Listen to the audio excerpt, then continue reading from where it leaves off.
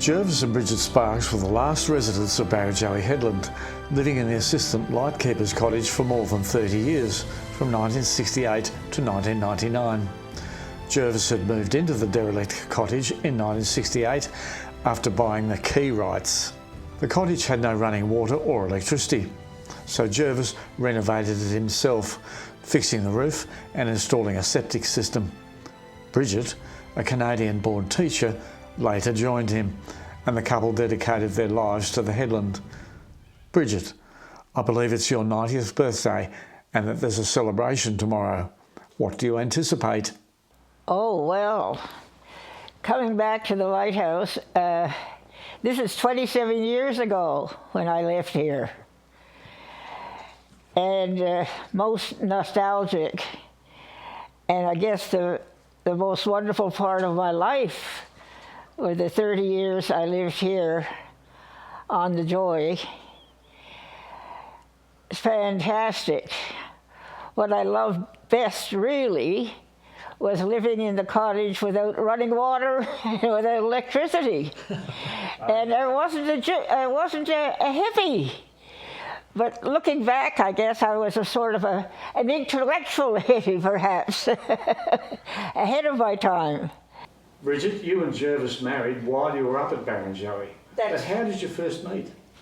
Oh, well, we met in Canada when my sister Nora was getting married, and she was marrying an Aussie. She married John Kavanagh. And this was at Mont Tremblant, north of Montreal, in the province of Quebec, Canada. And Jervis had been working in South America, and he was supposed to be a best man, but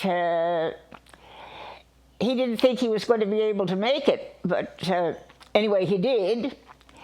And so my family came home from Sunday Mass, and there Jervis was on our doorstep. This is the first time you've seen it? And that's the first time, and I have a great recollection of him that particular day. I remember the coat I was wearing, the hat I was wearing.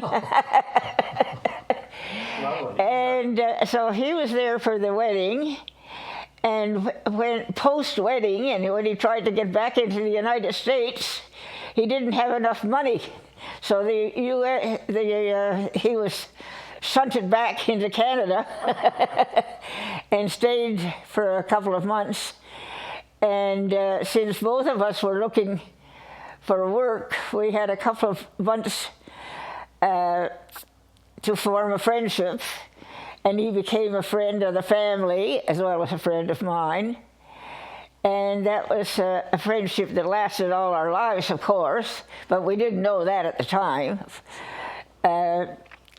But then he finally tootled off to Tunisia. That was his next foreign assignment. He was in the mining business, and he traveled all over the world.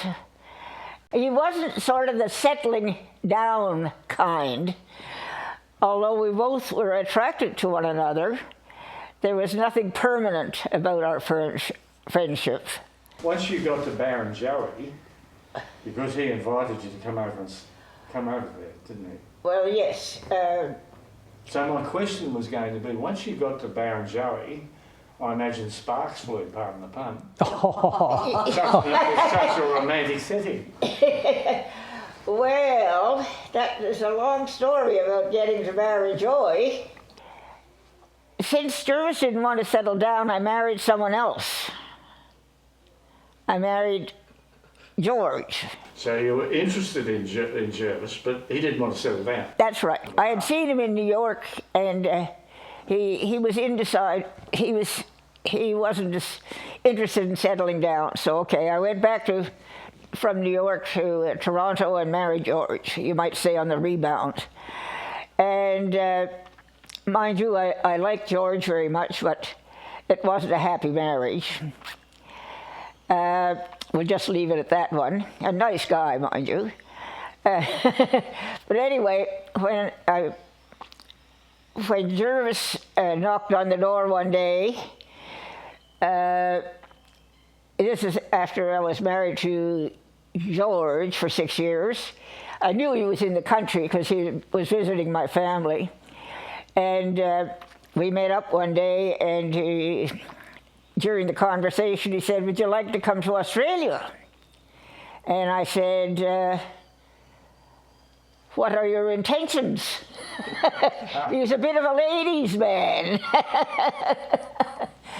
And I don't know if he answered that directly or not.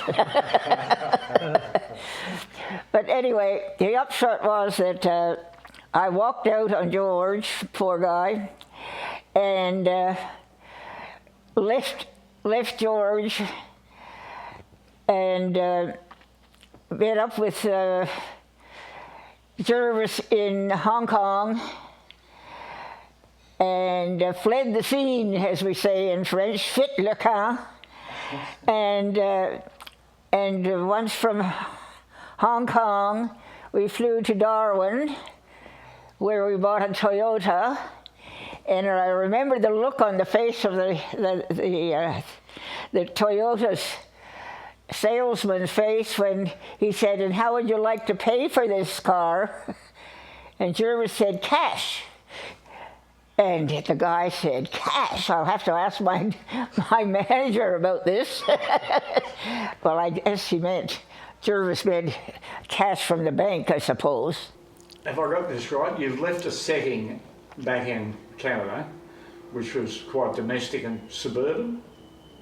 I was brought up in Montreal in bilingual French and English, Catholic and Protestant, roaming around.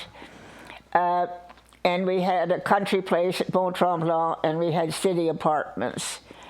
And at the time of my marriage with George, we had an apartment and we had a cottage in the country.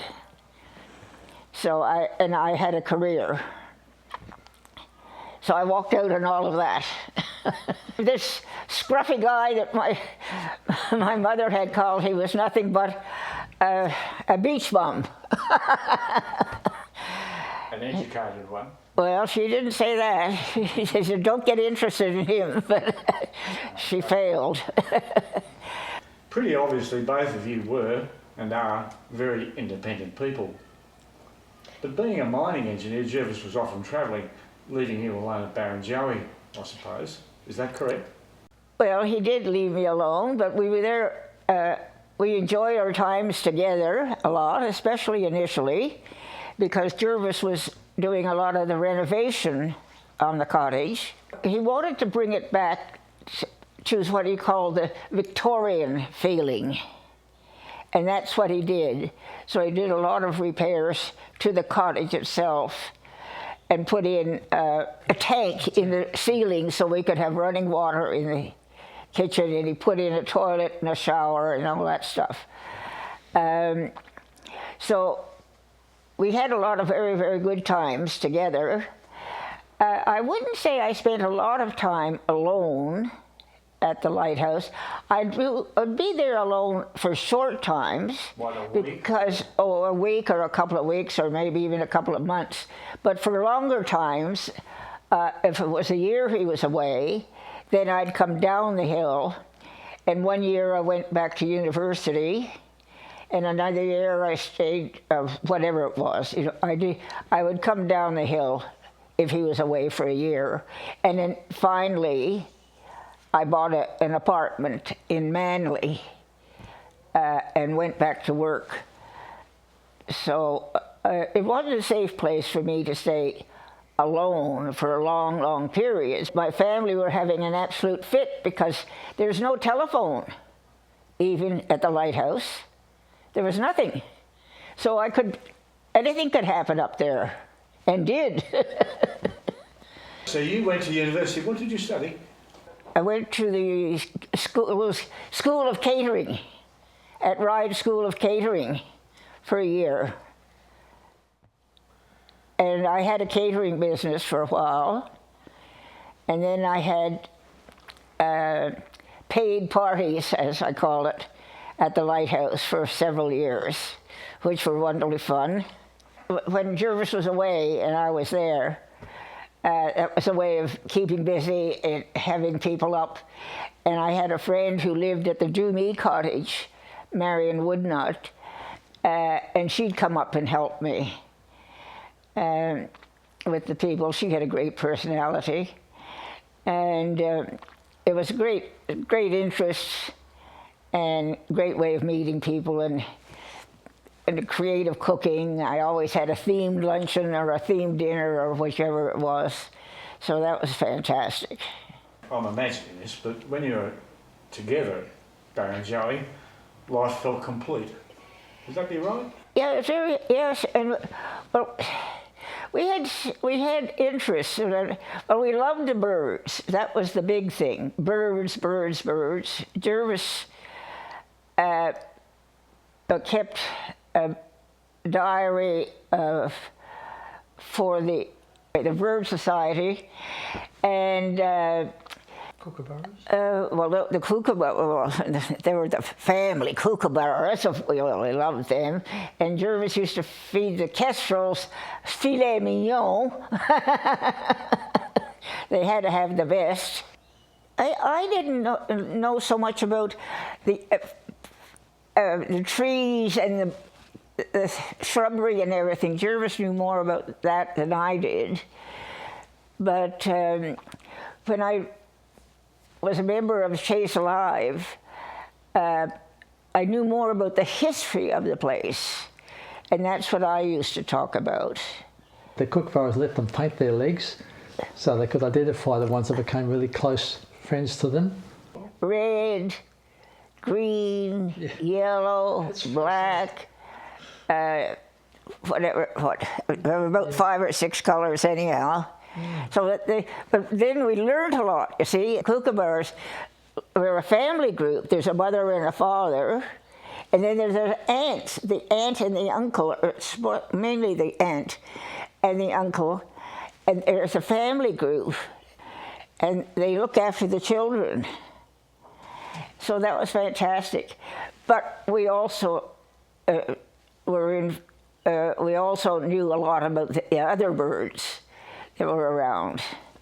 And we kept track of the weather all the time as well.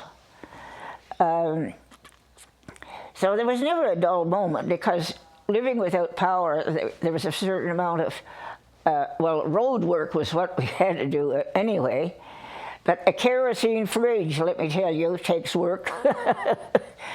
That was a bit of a problem at times. Relighting a kerosene fridge is no mean feat, let me tell you. At night, we had a radio, that was our only news, and we had 2 kerosene lamps, and we both read a lot. I don't know, Jervis probably read 3 books a week, and I probably read 1. But the 2 of the lamps were on the table all the time, and the cat slept in the middle.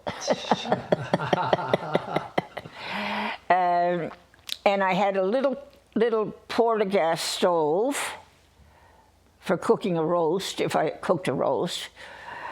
And then I had the big iron pots, which I cooked for 20 and 30 people. I cooked Indonesian or French or Indian. I had porta-gas. Oh, gas for cooking. Porta-gas. Okay. Yeah, but in the winter, of course, we had the fireplace going, so I could keep things warm there. The kitchen area was our living room, dining room, kitchen, everything. Everyone lived, and everyone loved that kitchen. I'd have 15, 20 people, and everyone was in the kitchen, which is normal. But I remember one time counting something like 15 people I think everyone in the room spoke English, but they were from so many countries. I just loved it when there was such a mixture of people from all over. Well, Jervis worked all over the world, and he spoke enough Spanish, and I spoke French, and in English, and about 6 people there in the room who would come from at least 6 countries that spoke English from different countries. And it's just fantastic. I just loved it when there were so many nationalities and such a mixture of people. They came because they wanted to be in this milieu. Most of our friends would come for lunch and leave when it was dark, and we'd have to keep buying flashlights as we torches, as you call them, because people would stay and have to go down the hill in the dark. So Was going down the hill entering another world for you? yes, it was. Which was your real world? The world with you and Jarvis, just up in the lighthouse, and occasional dinner parties? I was enjoying the experience of the gorgeous view down Pittwater, and entertaining people and having friends enjoy the ambiance and the cooking. I was a wonderful cook at our place, but I also enjoy being in the real world, because I took a job eventually. I worked on contract. I worked for myself, basically, so I could do what I wanted, but I worked very hard, so I often worked on weekends. I was involved in a lot of community stuff, which I then came back and brought the information back to Jervis. So I told everyone out there that they had the input from me and Jervis all wrapped up in one, because they had both of us. So we were part of the Royal Historical Society, Palm Beach Association. Oh yes, and Parks and Wildlife, Chase Alive. I was on their PR committee. So I was both worlds. I was a mixture of both worlds. Wonderful. So, And I finally, when for the last 13 years that I was there, I had an apartment in Manly. And if Jervis was overseas, I didn't come up every weekend, but I'd keep an eye on the place. Bridget, I've long had a special interest in women who have had to cope with primitive conditions and intense isolation. It brought out the very best in them. It sounds to me like it brought out the very best in you too. Well, it certainly did. You know, that driving up and down that hill was remarkable. Tom, I'd like you to ask Bridget about the time she had to drive the car down the hill with the sick cat and how she got back up. Remember that sick cat? Yes. And Jarvis was away? Jervis was away. He had given up on how training me how to drive up and down, and he left for overseas. He said, well, you'll figure it out.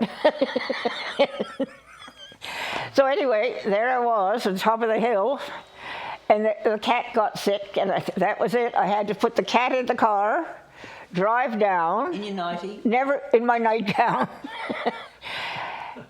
And driving down wasn't so bad, I thought. I don't know why. And saw the vets and everything, and then I got back to the bottom of the hill after seeing the vet. And there were two, well, young men standing there at the bottom of the hill, and I said, hi guys, I live at the top, and my husband's gone overseas, and I've never driven the car up before.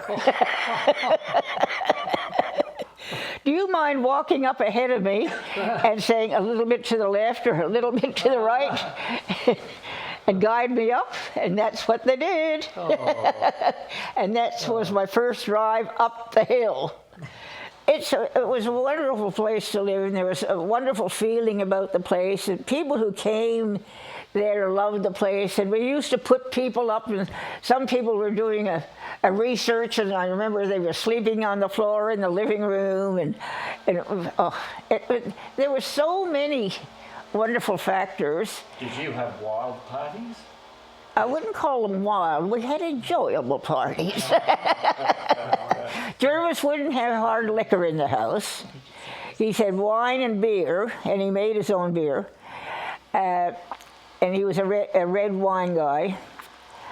And I was a white wine lady until my pancreas failure.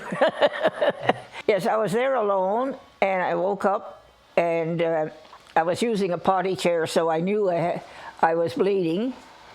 So I quickly got dressed and took out my knapsack and put a big sign on it saying, "Help." I didn't realize I was going to faint when I got up to the top. And locked the house. I don't know what I did with the cat. Can't remember what I did with her.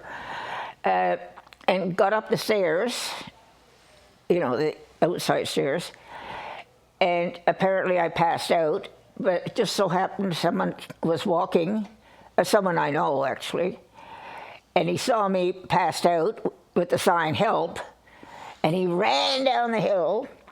In 4 minutes, he told me, and a helicopter came and picked me up and brought me to the Mona Vale Hospital. And that was when I had pancreas failure. And they didn't know if I was going to live, actually. So that was one exercise. Wow. And that and the fact that I was married up there was lots of fun, too. That was probably the wildest party I had up there, was the wedding. I know I slept in my bed. Joy slept next to me. I don't know where Jervis slept. Some people were sleeping in the kitchen. Some people were sleeping on the floor in the living room. Some people were sleeping outside on the top. Some people were sleeping in the bushes on the way down the hill. Brereton apparently smashed the window to get into his car. So that was the wildest, well, it wasn't wild, but anyway. It must have been a bit late. I remember the beginnings of it. I don't know. I don't remember going to bed. They were paying 50 cents a week rent up until somehow the authorities got onto it. The rent went up to $2.70, didn't it, a week? Something, yeah. It was 50 cents a week. That was from AMSA. That's when AMSA owned the headlands, yes. I'm going to put this photo into the film. Yeah. It's you and Jarvis. Oh, I have that. It's a beautiful photo. Oh, I have that one with me, which I want to bring with me up. Yeah. I brought it up because I have that one on my bureau in my bedroom. This is a picture of two people who are really getting on very well. Yeah. It's lovely, isn't it? Yeah. Isn't that a lovely one? And you find that's a lovely photo. Yes. Yeah, I think it's That's the one I have in my bedroom. There you go. And I have it in my suitcase downstairs. Right now, I brought it with me to show because I'm in my uniform. Okay. That's in my Chase Alive uniform. All right. Because we were in the second intake of Chase Alive. It's just a picture of two people who are getting on very well. That's lovely to see. Bridget was telling me that she's managed to keep, 5 pieces from the cottage. You've got a chest of drawers. You've got 2 side tables you kept from the cottage. Oh, yes. Well, I have the chest of drawers, which came from David Jones, actually. It was David Jones. The special thing that is there is the table that they were married around. Oh, yes. Oh, the table. The dining table that they were married around, they took with them to Mullaney, and Bridget took to Peregrine Springs, and she sent it back down 2 years ago as a gift back to the house, and it's there in house number 2, the very table that they were married around. Yeah, cottage number 2. Cottage number 2, yes. I always said I'd never part with that table, but I just couldn't put it in a one-bedroom apartment. Did you get lonely? I remember coming up, say, this is when I had the Manly flat too, and I'd come up on a weekend, and I'd sit outside on a Sunday, and all the people around me, and I felt alone, but not lonely. But I'm not really a person to be lonely, although I feel it now that I'm older and living in a one-bedroom apartment. I'm totally content. So I think I'm more content now alone than I would have been then. But I probably would have been missing Jervis, you see, when I was alone. Yeah, well, obviously you had a close relationship. It was very much so. And by this time, there was the computer stuff, and we were able to communicate more. It was easier. What did you most love about that life? I just liked that view over Pittwater. More or less from the house? Yes, from the back you got the back table. Sometimes we'd go out on the headland, but mostly we looked down on Pittwater. Being alone, no doubt there were moments of trepidation. What do you mean by trepidation in this? Fear. See, Or the trepidation was just that bloody road. Oh, you conquered that. That and the Frigidaire. The only things that were trouble were the fridge and the road. Apart from that, no problems. Well, when Jervis was away on long periods, of course, that was difficult. But he could be home for a long time as well. He could be home for a whole year. What I was going to say, the solitude. There was just something about that cottage, that lighthouse. It had a life of its own. That cottage had a feel about it. Both Jervis and I had the same feeling, that we just...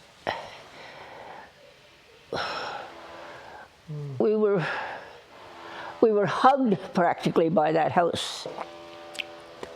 A welcoming. Yes. The house has a welcoming feel. That was it. We belonged, and we loved that house, and that house loved us, sort of thing. There was just something there. But I suppose looking back, there was a spiritual feeling, but I didn't have it then. I just accepted what was there.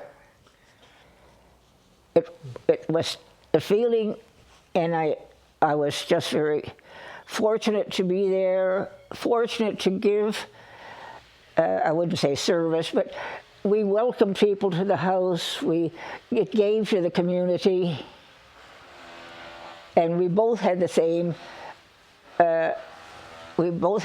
outlook. We both had this idea of giving and helping and giving and sharing.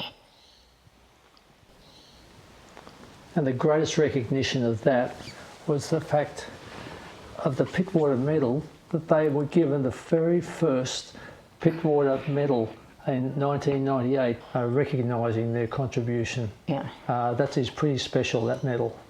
Yeah. Bridget, alongside Jarvis, you operated the Barranjoey Historical Resources Centre. Yes.